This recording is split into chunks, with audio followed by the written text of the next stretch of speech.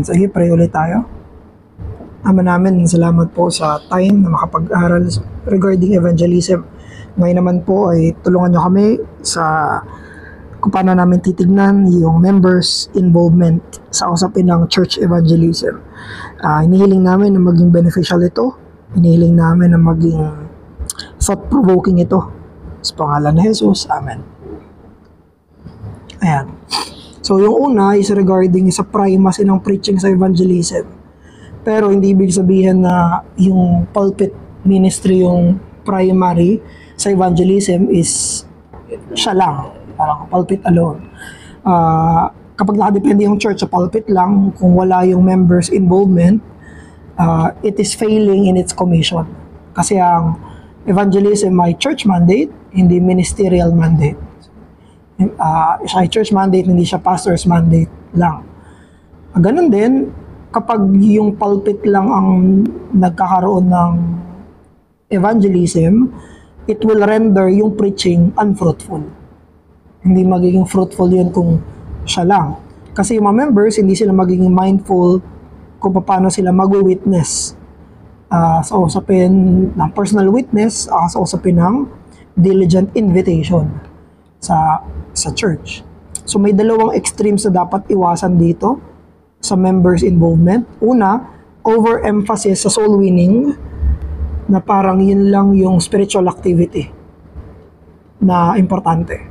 So, bakit? Kasi nabebetray nun yung pananaw tungkol sa Diyos na parang ang interesado lang siya closed sa redemption. Parang hindi sa kanya pleasing, hindi siya natutuwa, hindi siya nag-glorify doon sa mga ibang ginagawa ng mga Christians. Doon papasok yung false na sacred and secular divide. Sinabi dito na overemphasis sa soul winning, ibig sabihin wala nang ibang ginawa kundi mag-evangelize. Na ibig sabihin nun na kapag hindi ka nag-evangelize, hindi mo napiplease yung Diyos sa kahit anong ginagawa mo. Pero alam naman natin na hindi totoo yun, napiplease yung Diyos kapag nagtatrabaho tayo sa bahay, tatrabaho tayo sa vocation, na duties natin, mga pinapagawa sa atin. So, sa family life, sa church life, sa iba pang mga parts ng buhay na glorify yung Diyos doon. Sabi niya nga, even yung mga leisures whether you eat or drink yung eat and drink doon, I believe, hindi, and siyempre ang normal understanding natin, yung parang normal na kain at inom. Pero eat and drink doon is parang celebration na pinag-uusapan. Kasi ang context nun, yung bawal uminom ng ganitong inumin, bawal kumain ng ganitong pagkain, nasa context siya ng celebration So, sabi doon, whether we eat or drink, or whatsoever we do, we can do for the glory of God. So, ibig sabihin, hindi totoo na dapat magkaroon ng overemphasis sa soul winning kasi meron ding na ibang ginagawa sa buhay na napapapurihan yung Diyos. We must develop soul winners whose vocational testimony is winsome. Ayan. What they do in their vocation is spiritual significance. So, competent sa trabaho, maayos na nag-aaral, maayos sa tahanan. Yun yung winsomeness na kapag nag-evangelize na siya, papakinggan. So, pero another extreme nun ay kapag indifferent na. Pag wala na akong pakialam sa soul winning. Isa, puro soul winning, kabilang banda naman, wala nang pakialam sa mga hindi pa Christian, lost sinners. And the Christian responsibility of gospel witness. Ito, often wrongly accused, yung mga Calvinist, mga Reformed, na nag-a-appeal sa sovereignty ng Diyos. Diyos naman ang bahala dyan kahit wala na akong gawin. So, mali yun. Kasi part ng sovereignty ng Diyos yung pakialam natin sa mga lost sinners. Pero in reality, rooted yung indifference na yun dahil una, takot. Pangalawa, ignorance kung paano dapat mag-evangelize. Yung main, parang basic na mga dahilan kung bakit magiging indifferent sa evangelism. Sa timidity, tapos sa ignorance. So now, punta tayo dun sa responsibility ng Christian sa pagiging gospel witness. Individual Christian ito. So, kailangan sa mga churches ay magkaroon ng habit of thinking of evangelism as a responsibility of individual members. So, kung tayo ngayon ay 63, yung bawat isa na 63 na yun, individual members sila, dapat meron sila evangelistic mindset.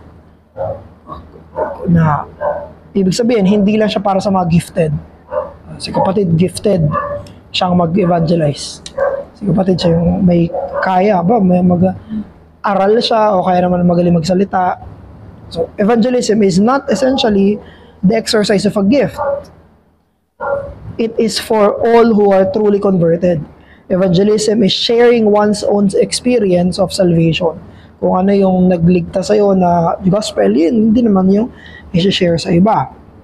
So, tingnan natin yung iba't ibang mga argument. Ilan ba to? 3. Natural argument, personal argument, saka scriptural argument. Sa natural argument, kung totoo yung gospel, kung totoo siya, kung mabuting balita talaga siya, paano nangyari na wala tayong burden na sabihin siya?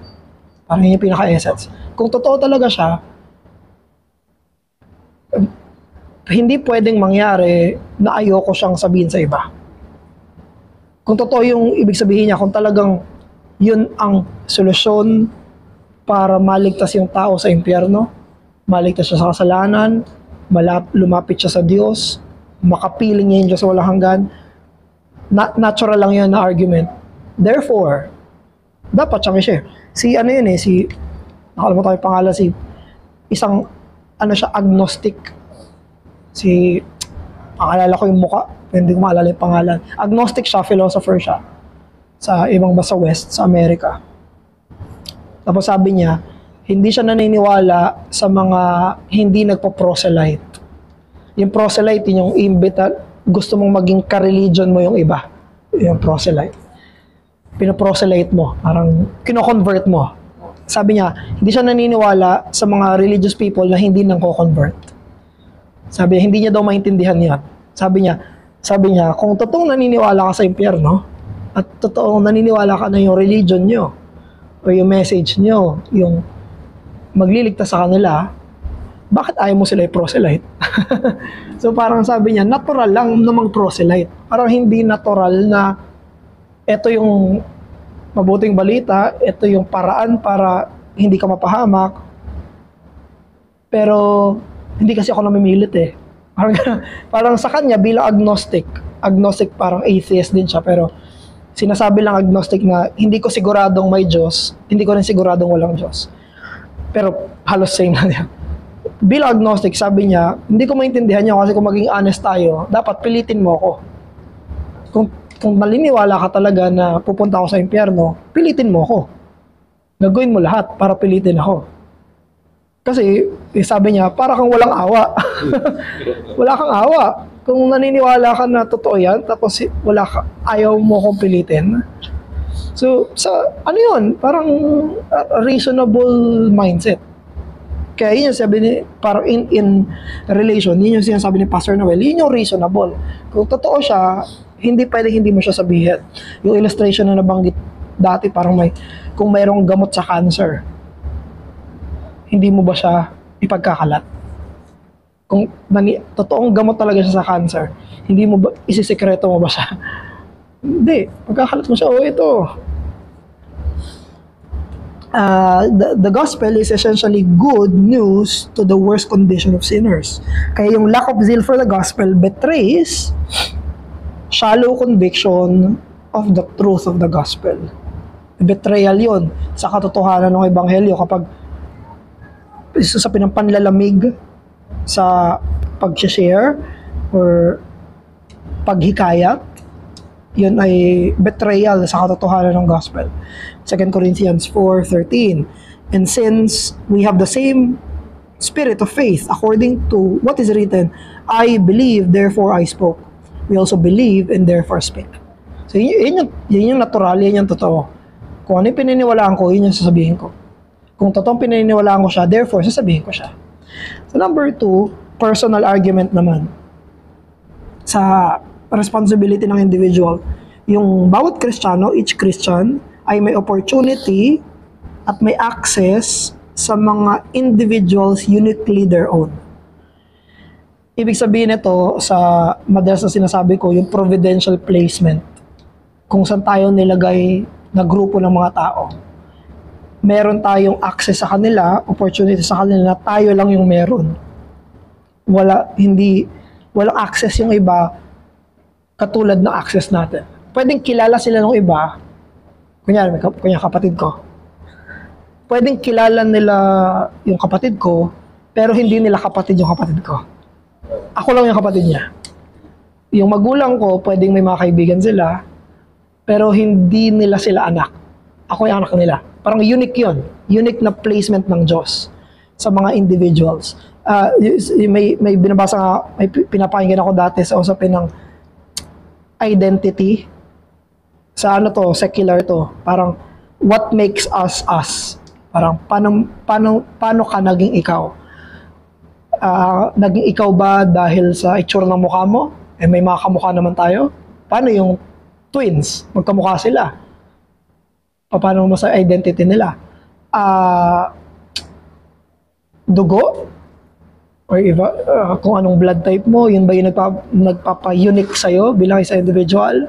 Boses? May mga kaboses ka? Abilities? May mga ibang tao na may kapareho ka na ability. Yung parang ini-elaborate yun. Paano ka naging unique na ikaw? At yung isang sinabi doon is yung relationship. Walang ibang tao na nanay niya yung nanay mo. Na kapatid niya yung kapatid mo. Parang yun yung isang unique na placement ng Diyos, yung relationship. Walang ibang tao na ito yung grupo ng mga relasyon mo na ganun din sila. Hindi, magkaiba. Hindi ko nanay-nanay mo, hindi ko tatay-tatay mo, hindi ko kapatid sila, hindi ko sila pinsan, hindi ko sila kaibigan. Parang merong unique tayo na circles lahat. Yun yung sinasabi rin dito ni Pastor Noel na lahat tayo may unique na individuals na nakapalibot sa atin na hindi relationship ng iba. Iba-iba yung relationship. So, sabi ni Pastor Noel, every Christian has a circle of people whose significance is more consciously real to him than to anyone. Kunyari, loved ones, close friends, regular mates. Ayan. So, mas merong bigat yung relationship. Therefore, yung responsibility ng Christians becomes most pressing for those who are most touched by His life. Kumbaga, part siya ng ng Diyos eh. Part siya ng plano ng Diyos, ng sovereignty ng Diyos na kumilo siya doon sa mga malalapit na tao sa buhay. Of course, pwede namang talagang maligtas sila by their strangers. Hindi nila kilala, talagang out of nowhere, ginamit yun. Totoo yun, part din yun ng sovereignty ng Diyos. Pero part din ng sovereignty ng Diyos na gamitin yung mga malalapit sa kanila. Na napaka-unique nung interaction sa kanila. These people whose opportunity to hear the gospel in a most personal way is through Him alone. Ayan. So, totoo naman na pwede sila makumbinse kapag may nagsalita na ibang tao. Pero iba kapag yung malapit na tao sa kanila yung nagsabi. Kaya madalas palagi sinasabi kapag yung asawang lalaki ang unang na-convert, madalas buong family niya nasasama na. Madalas ganon. Yung nangyayari. Kapag may isang family member, nagtutuloy-tuloy. May mga times naman na later in life, marirealize nila kasi kausap sila Pastor Joel, naalala ko yung pastor sa TNC, yung unang pastor doon na namatay na si Pastor Noel Cunanan. Pastor siya, pero yung mga anak niya lahat unbeliever. Ilan ba sila? 4 unbeliever. Nung namatay siya, saka biglang nag-convertan. Sinaalala nila yung tinuturo ng yung unang panganay niya, anak, atheist. Sabi ni Pastor Joel, kinikwento daw sa kanya, prayer meeting yata yun, pumunta daw yung si Pastor Noel, nakabasangot na yung mukha sa prayer meeting. Ay, Pastor, ano nangyari? Ba't ganyan yung itsura mo? Kasi yung anak ko eh, tinatanong ako, patunayan ko daw na may Diyos nang hindi gumagamit ng Biblia. So, ano sa kanya yon, burden sa kanya yon. So, pero ginamit pa rin siya ng Diyos, although not in his lifetime. Pero yung tatay nila, yung naaalala nila na naging Christian sila, isa lang yung hindi. Ngayon, yung tatlong anak, puro member na ng TNC. Kaya yung nanay nila, sabi doon ni Pastor Joel, bakit ngayon lang kayo? Again, kung kailan, sabi niya, naging Christian sila. Yung atheist lang, si Kuya John Conana. Yung isa, Josiah, yan. Tapos yung, may isa na lang silang kapatid na hindi nagpo-profess. Pero naging Christian. Pero, kasi close yun. May effect sa kanila yung testimony ng tatay nila. So, God's providence often carries gospel purposes palagi. 1 Thessalonians 1:6-8, the word of the Lord sounded forth, your faith has gone out. So, kung saan pumunta yung mga Christians, probably merchant sila, bit-bit nila yung salita ng Diyos and their faith. Every single converted is a cause of joy in heaven. A scriptural argument naman, God's word clearly puts upon individual believers the obligation to evangelize to sinners. Ayan, dahil kasama na yun sa utos ng Diyos. Kasama sa burden ng isang believer ay yung evangelism. Nabanggit ko na to before, itong verse na to. Yung Matthew 10:32-33, sabi ni Jesus, whoever confesses me before men, I will also confess before my Father who is in heaven. But whoever denies me before men, him will I also deny before my Father who is in heaven. So, isa to sa mga burden ko talaga na verses before. Na sabi ni Jesus, pag ikinahiya niyo ako sa harapan ng tao, ikakahiya ako kay sa Ama. Kapag kinumpisal niyo ako sa harapan ng tao, ikukumpisal ko sa harapan ng Ama. So, serious to.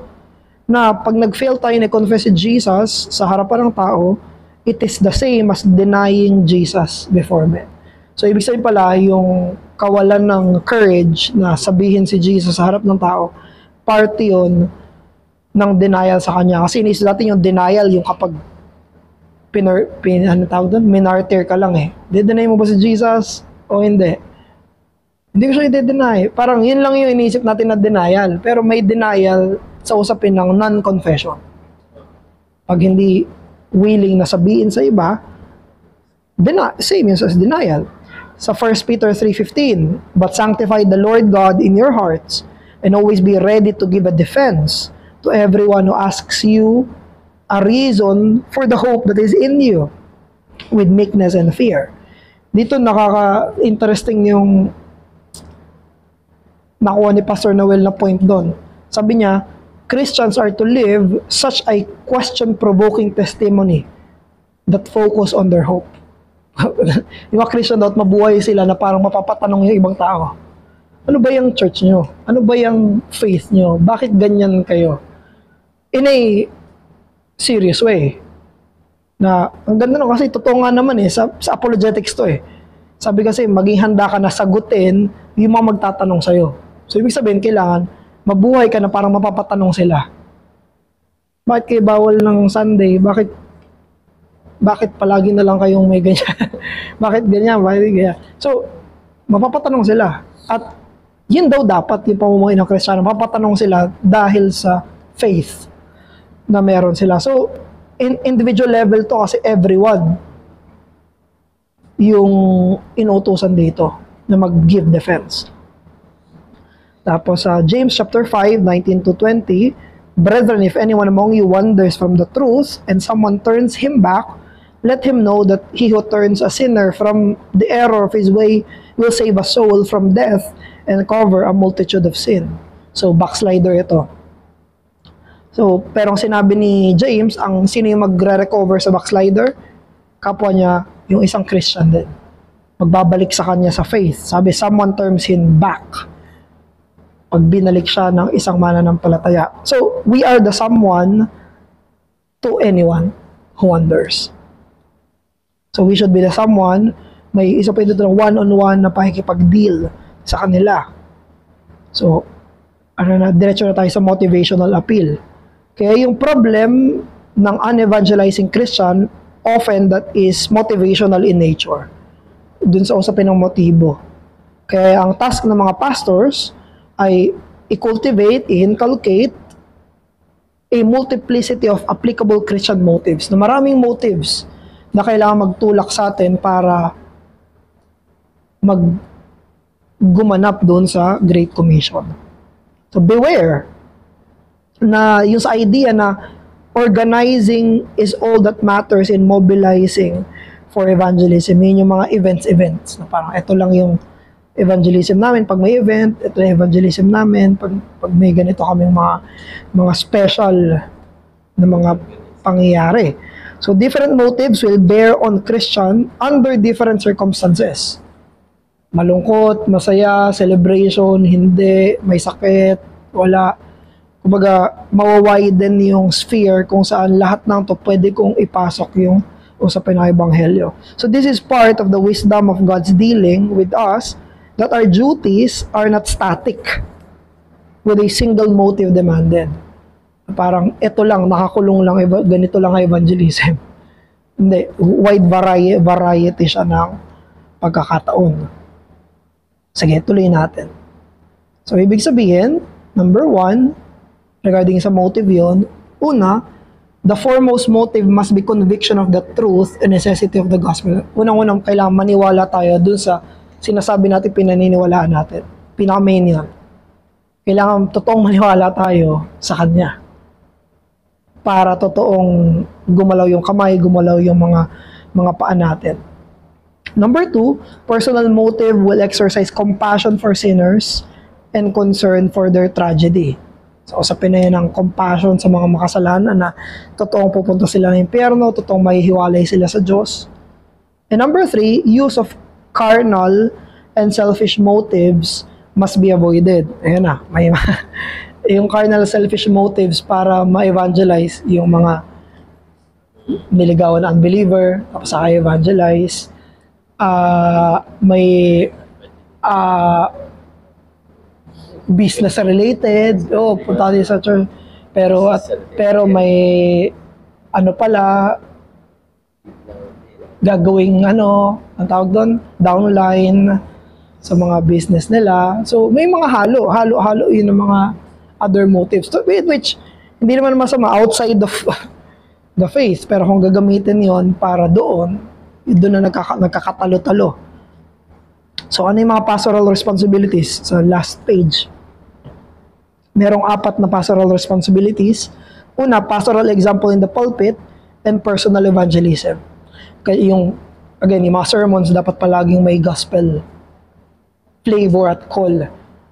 At pangalawa rin, pag si pastor ay hindi sa pulpit lang nag-evangelize, mahirap yun. Kasi magiging example yun sa mga members. Titus chapter 2 verse 7, sabi doon, the pastor is a pattern in all good works. Hindi lang siya yung pattern, pero isa siya sa mga main patterns ng good works. So, maganda na nakikita ng iba na maging outside the pulpit ay merong mga evangelistic na ginagawa. Lalo na sa pinakamalapit sa buhay. So, the passion for the gospel that is displayed in the pulpit is infectious. And so is the lack of it. Kapag hindi nakikita na gustong maligtas yung tao sa pulpit, makaka-infect naman talaga yung mood ngayon, na parang walang pakialam sa unbelievers, pwedeng maapektuhan yung mga sinners nun. So our concern for sinners in our individual dealing will also be evident to our people.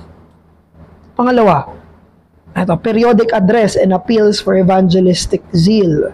So may mga times na dapat na in-encourage talaga yung iba at yung congregation, yung mga Christians, na maging zealous sa evangelism. Hindi naman ito parang all the time, kasi kung yung mga prosperity gospel, puro tithes ang pinipreach linggo-linggo. Yung iba naman na evangelical churches, puro missions naman kada linggo, wala nang ibang kundi missions. So, pero, hindi ibig sabihin na dapat may time for that.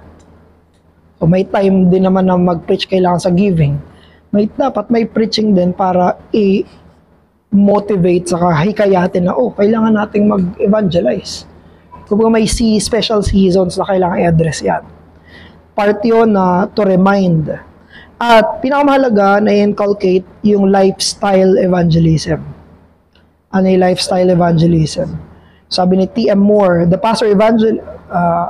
by lifestyle evangelism, I mean equipping the saints to bear effective testimony to the Lord Jesus Christ in the normal context of their everyday lives through formal and casual relationships in which they are involved and in a manner and at a level that conforms to the need and interest of their hearers. So yun yung lifestyle evangelism na mapa-formal, mapa-informal, kayang makipag-usap tungkol sa faith. Sa usapin na yun. Kasi kapag nagkaroon ng mga evangelistic conference, ayan, okay, missions conference, ang palaging tinuturo, in which tama naman, hindi siya mali, na ituro kung paano, method, ayan. Paano to ganito mo siya approach, ganito mo siya approach. Pero interestingly, nung nakinig ako ng isang topic regarding sa evangelism sa Christ Church, kala Doug Wilson, hindi ganon yung ang tinuro nila, kailangan ikaw muna. Ito, konti ni Pastor Noel. Kailangan maniwala ka muna kasi hindi lalabas sa'yo yan kung hindi ka napupuno niyan. Lalabas lang sa'yo yan kapag napuno ka na ng gospel. Magiging ordinaryo sa'yo kung ano yung pumupuno sa buhay mo. Hindi ka na totoo naman, kailangan i-remind, kailangan sabihan, kailangan mga ganon. Pero normally, ang lumalabas sa bibig natin ay kung ano pupuno sa atin. Para hindi na kailangan, uy, ganda ng basketball. Ganyan. Wala namang sinabi sa nung NBA na i-share nyo to ha. Walang ganun Pero bigla mo na lang sasabihin kasi yun yung pupuno sa'yo. So, yun yung sinasabi dito na kung ano yung pupuno sa'yo, lalabas sa'yo yun palagi. Kaya isa yan sa mga part ng lifestyle evangelism. Parang mag-overflow yun dun sa mga tao. At yun yung dapat na mangyari. Doon naman nag-overflow din sa mga early Christians Sinabi nila yon hindi dahil may 12 steps na binigay mga apostles, kung hindi dahil may sa puso't isipan nila yon. So, pero maganda rin na may mga time-bound seasons na tinuturo siya. Have timely teaching and training of members in various aspects of evangelism. Ayan, conversational evangelism, Bible study leading, ayan. So, yung isa sa ginagawa ngayon, lalo na tinuturo ni Pastor Erdy, is yung family worship. Part yun Evangelism din yan sa usapin. Meet with different members to discuss common evangelistic concerns. Ayan, parent on child evangelism. Ayan, yung mga parents sa church. Ginagawa nila yon. Patuloy na tinuturuan. Professionals on secular concerns. Ayan, yung mga magkakatrabaho, nagpaplano, Bible study tayo. Ayan, magbubo sila, Bible study, nung nakalashe pa sila. Sila Opet, sila Brian, nag-Bible study sila doon. Ngayon, nakala Joel naman, nagpapalang din sila. Bible study sila doon. So, pwede yan. Pwede iba't ibang mga, hindi lang isa. Iba-iba yung mga ways na pwede mangyari. So, number 3, practical systems of evangelistic involvement of members. Things regularly done in church should answer the member's question, how can I be involved in the evangelistic concerns of the church? A regular evangelistic service where they're expected to invite unbelievers. So nabanggit yata ito kayo na sa primacy ng preaching. Parang may isang Sunday na evangelistic ito. Pwedeng gawin yon. So para mas may extra diligence para mag-invite during that time. Hindi naman again dun lang mag-invite pero may extra diligence na pwedeng mangyari yon. So gifted people should be motivated to mobilize for pace-setting action of evangelism. Organize teams to carry out specific evangelistic responsibilities. Yan, pwedeng kausapin yung mga visitors and the likes. Material should be available and regularly used by members. Pwede yung mga tracts, pamphlets, mga booklets. Ayan, pwede yung magamit. O kaya mga evangelistic video series. Ayan, na-convict ako noon, yung sinimula, kaya nag-video recording din ako ng evangelism sa sarili kong Facebook. Kasi nakikita ko sila Pastor Ish sa CRBC. Gumagawa sila ng Bible study. Personal niya yun, parang hindi church yan. Nagba-Bible study siya, evangelistic. Parang 1 hour 30 minutes. Talaga full Siya lang mag-isa. Ginagawa niya yon. Tapos ang ginagawa ng CRBC, sinishare lang sa page nila. Kaya ganon. So parang kung sino man yung makakita, okay, parang makapakinig sila. So, pwedeng gawin yon. Iba-iba yung mga ways naman para magawa yon. So, number 4, isa sa pinakamahalaga, yung intercession. Yung pagpe-pray. Ang prayer intercession ay vital part sa evangelistic process. 1 Timothy 2:1-4. Nireveal ng Diyos yung desire niya that all people to be saved. Kaya ibig sabihin, pag-pray natin sila. Dahil God wants them to be saved, God is calling them to salvation, therefore, pray for them. Yun sa 1 Timothy 2 sinabi, pray for all people. Whether mga presidente man sila, hari man sila, o kung ano man, pray for them. Those who share the gospel of grace must be pleaders with the God of grace. The church's prayer meetings is a measure of evangelism. Kailangan kasama sa pinagpe-pray yung salvation palagi ng mga ibang tao in concern and members' involvement. So concluding thought, ito na yung final. The pastor is God's instrument in building and evangelizing people. Number 1, hindi by a scolding approach, mag-evangelize kayo. Or by organizing skill. Parang yun, it's all there is. Kung hindi, by the evidence of the truth and the power of the gospel in life and message. So, medyo all-encompassing siya. Itong sa usapin ng members' involvement. Sige, ano tayo dito? Discussion.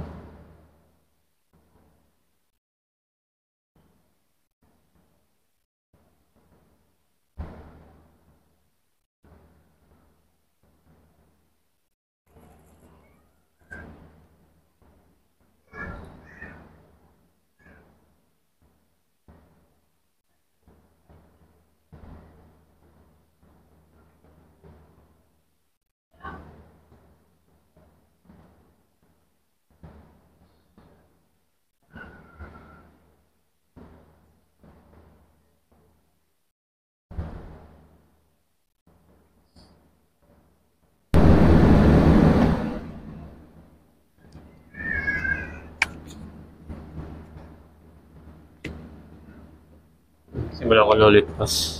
Yung isa sa mga naging short na reflection din dito is yung sa aspect na yung evangelism. Part ng duty ng member na araw-arawin talaga to. Hindi lang siya dapat nagiging concern lang kapag malapit na yung Lord's Day or kapag may pag may pressing concern.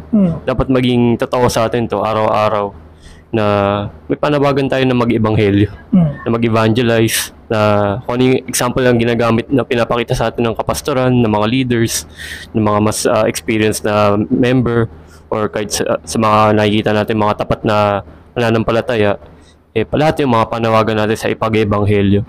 Pagka hindi natin ginagawa yun, nagkakasala talaga tayo. May extremes na focus lang on soul winning. Pero ang normative kasi nangyayari, yung mas common na napapansin ko ngayon pa is yung indifference. Yung kawalan na talaga ng pag-i-evangelize kasi nakumpiyansa na sa sarili na, ay wala, ligtas na ako Ano pa, kailangan kong gawin. May mga sarili pa akong issues tsaka problema Pero yun yung panawagan sa atin ng Diyos na sa kabila ng mga issues or problems, kahit ano pang mga difficult na circumstances, may panawagan pa rin na mag-evangelize kasi hindi ba't ganun din naman nangyari sa atin na sana maging encouragement din sa mga makakarinig na tayo din nasa masahol na sitwasyon na ebanghelyo tayo, maging yun yung panawagan sa atin para mag-ebanghelyo din sa iba, na maging reflective sa akin, maging reflective sa iba ko rin mga talagang minamahal din. Kasi common challenge talaga to. Yung kay Pastor Eddie lagi, na-challenge ako lagi. Sinasabi niya magkaroon ng consistent na family worship. Kasi yan yung responsibility na pinagkaloob sa atin bilang mga miyembro, bilang mga inalayan ng grasya ng Diyos eh. Yun naman yung need natin may push sa kanila. Kaya hindi kasi naging totoo, yung responsibility na yun, hindi, unti-unting hindi nagiging totoo yung ebanghelyo. So yun yung magiging main challenge talaga. Sana yun lang naman yung sa akin pas in terms of reflection dito.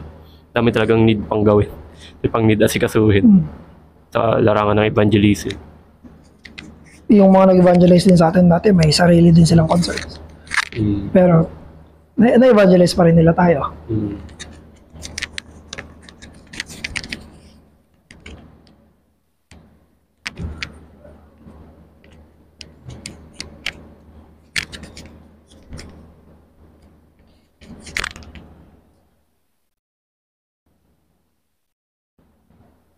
Pero dito sa usapin nung may one parang evangelistic Sunday, napag-usapan na namin ni pastor yun pero hindi pa namin na nagagawa ng date eh.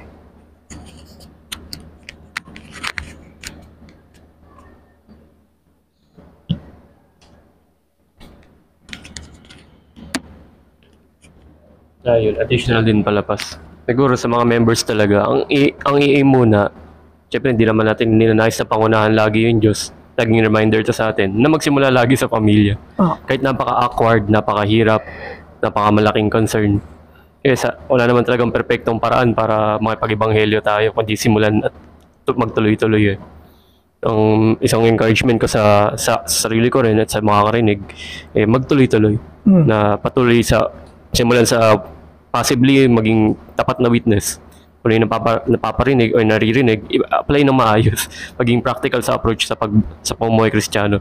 Then yung pangalawa naman, yung sa active na. Pag-set up ng mga family worship, mga dedicated na time ng, imbis na puro private worship lang, mag-share din ng time para sa group discussion, kahit mga minor na miniature Bible studies. Kasi lagi na lang may maling misconception na kailangan may formality. Kailangan may certain level ng tawag dito, planning na hindi pwedeng biglaan. Pwede naman yung mga biglaan, pero maganda nga yung mga ganun. As much as possible, kahit papaano, at least once a day, mga 15 to 30 minutes, mapag-discuss yun. Kasi sa private worship, may mga times na mas madali mag-private worship kasi ikaw lang talaga. Pero may mga times din talaga na may calling na hindi lang naman puro private worship ang inaatupag. Kailangan talaga may call to evangelism through that means. Lalo na sa akin personally, doon ko nakikita na dapat talaga ma-challenge ako na mas include na yung mga kapatid ko sa ginagawa kong private worship. Kasi kaya naman nila maintindihan. Need ko na lang ipaliwanag pagya. And mag-sacrifice din sa schedule ko. Yan, kasi medyo mas napakahirap pagka fully working na rin. Yung mag-sacrifice ka ng additional na free time para makapag-evangelize, makapag-family worship, makapag-share ng private worship. So yun lang naman pas. Talagang mabigat siya in a certain way. Pero salamat pa rin sa Diyos kasi nare-remind pa rin ako. Di ako ginagawang manhid sa ganun na calling.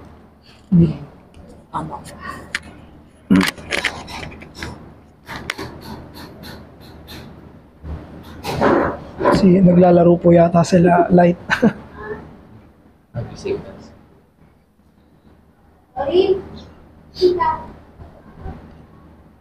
Ako muna na kayo ha? Ayong Maganda rin palang realization yun. Pagka naabot ka na evangelize mo na buong pamilya mo, then ideally, tsaka ka na mag-evangelize sa labas. Pero yun talaga ko. Yung iba nga, yun na yung pinaka nila eh. Hanggang sa matapos yung laki nilang Kristiyano. Sa pamilya talaga sila mag-focus hanggang sa magbalik si Kristo. Pero yun talaga yung pinapangarap natin sa pamilya.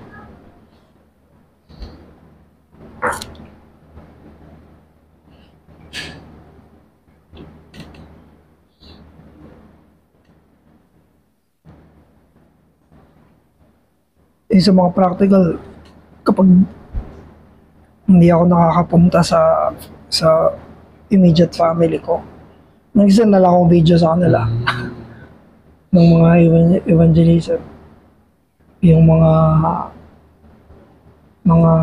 link. Sinesendan ko sila. Kahit na hindi nag-react si Papa. Sila na lang Yun yung basic so, way ng pero at least, pag naisipan nila, edi, may babalikan nila. Meron silang pwedeng tingnan.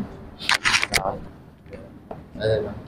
Sa akin na naman, encouragement yung mga sinabi nyo, saka yung ginagawa nyo saka itong inaral natin. Kasi sa pamilya ko rin, hindi ko nakikita na perfecto talaga. Parang kapag may konting discouragement, discourage na rin ako na patuloy. Lalo na pag narinig mo talaga sila na vocal na wala naman nangyayari dyan. Diba? Parang okay na lang. So, discouraging siya. Pero yun nga, ano siya, maganda yung sinabi dito na ano ba sinabi? Kung mahanap. Pero yung sa kabilang yung study kanina, kung totoo talaga yung ebanghelyo na ito, ba't hindi mo siya i-share? So, sa unang part nga yun. Yung natural argument. Oo, natural. Ayun, tama.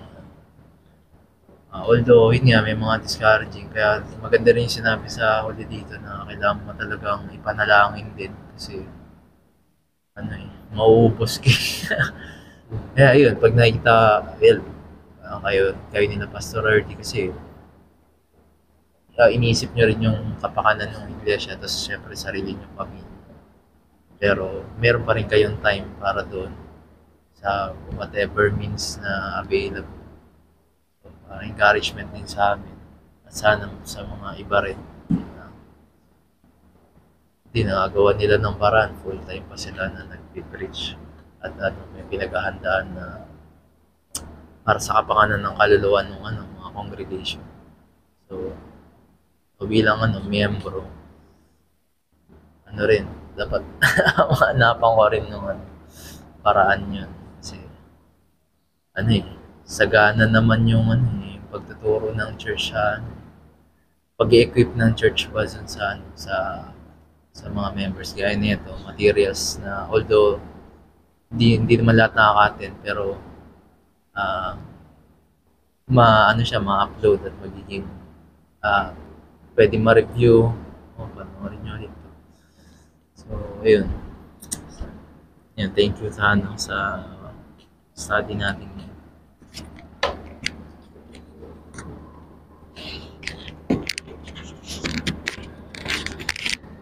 Sige.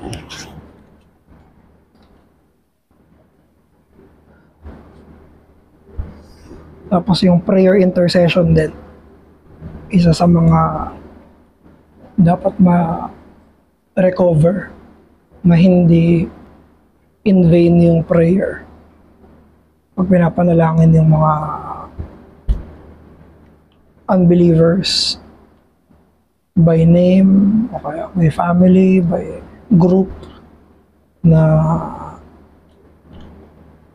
part siya ng evangelistic process. Yung ipanalangin sila na tuloy-tuloy. Sige. Pray tayo. Ama namin, salamat po sa time para na-discuss namin, nadaanan po namin itong part 13 ng pagtuturo at pag-aaral tungkol sa evangelism. Nahiling namin o Diyos na makita po namin, una sa lahat, yung primacy ng preaching pagdating sa evangelism at ganun din po yung members' involvement na kinakailangan on a personal level para po sa bawat membro ng iglesia. Nahiling namin na sana po ay bigyan nyo kami ng paalala sa motibasyon at paalala sa intensyon at paalala sa reality ng salita mo, ng katotohanan, ng impyerno, ng buhay na walang hanggan, ng kapatawaran, ng paghatol, ng huling araw. Sana po ay bigyan nyo kami ng ganitong klase ng realidad para mamulat kami sa tamang motibasyon para sa pag-iebanghelyo. Maraming salamat po Diyos. Sana rin po gamitin niyo ito para itong recording para makapakinig at ma-challenge iba pang mga kapatiran, iba pang mga makikinig. Sa pangalan ng Panginoong Jesus, Amen.